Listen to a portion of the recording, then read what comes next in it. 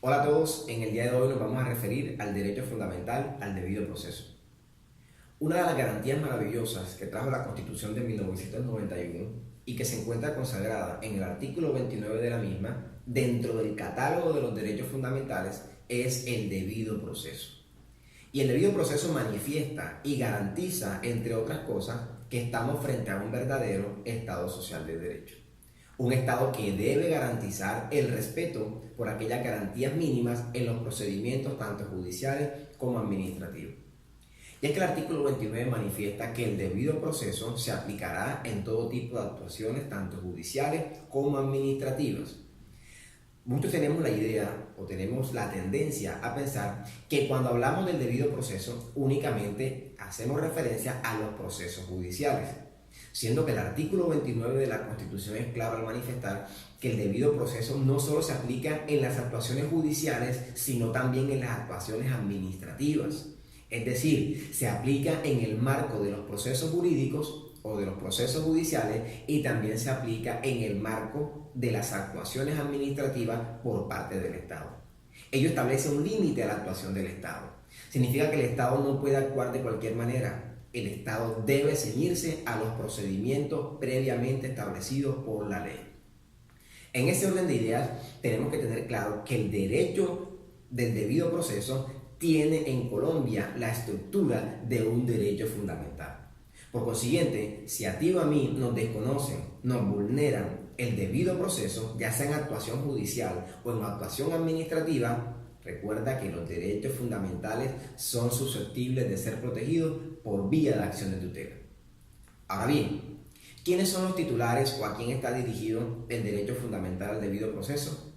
Recuerda que se encuentra en el artículo 29 de la Constitución dentro del catálogo de los derechos fundamentales.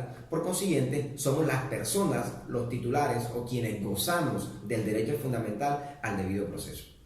Pero quiero aclarar que aquí cuando hablamos de personas nos referimos no solo a las personas naturales, sino también a las personas jurídicas.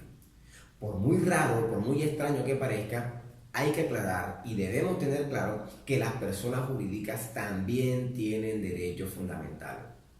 Sí, señor, tienen derechos fundamentales.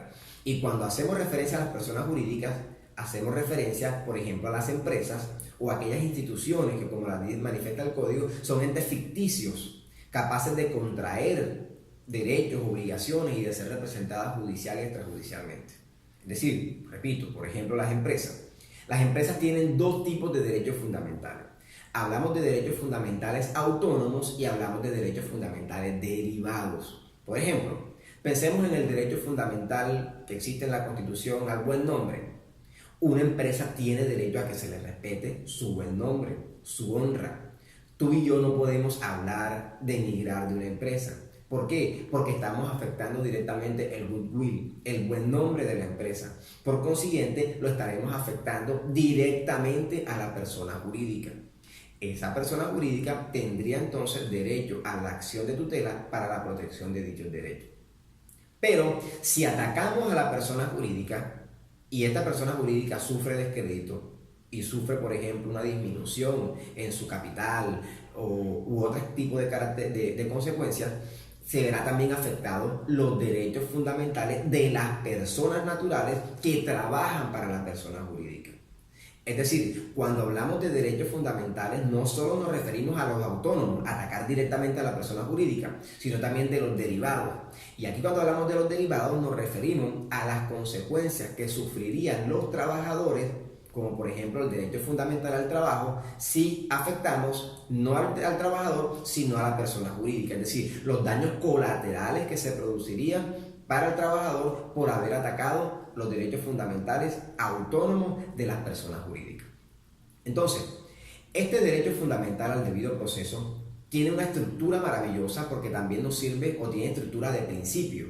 Es decir, es un derecho macro, es un derecho grande que dentro de él se encuentran consagrados otra serie de principios que más adelante, por eso no te puedes perder nuestros próximos videos, estaremos desglosando cuáles son los principios que integran este debido proceso. Aquí encontraremos, por ejemplo, el principio de legalidad, el principio del juez natural, el principio de la defensa técnica, el derecho de contradicción. Es decir, encontraremos el principio de favorabilidad, una serie de principios que juntos conforman lo que hemos llamado o lo que hemos denominado el debido proceso. Es tan importante el debido proceso para un Estado, sobre todo un Estado social de derecho, que manifiesta la Constitución que es nula de pleno derecho la prueba obtenida con violación del debido proceso. Por consiguiente, no te pierdas nuestros próximos videos que estaremos explicando todos y cada uno de estos principios. Y recuerda, damici factum, dabo tibi ius. Dame los hechos y yo te daré el derecho. Hasta luego.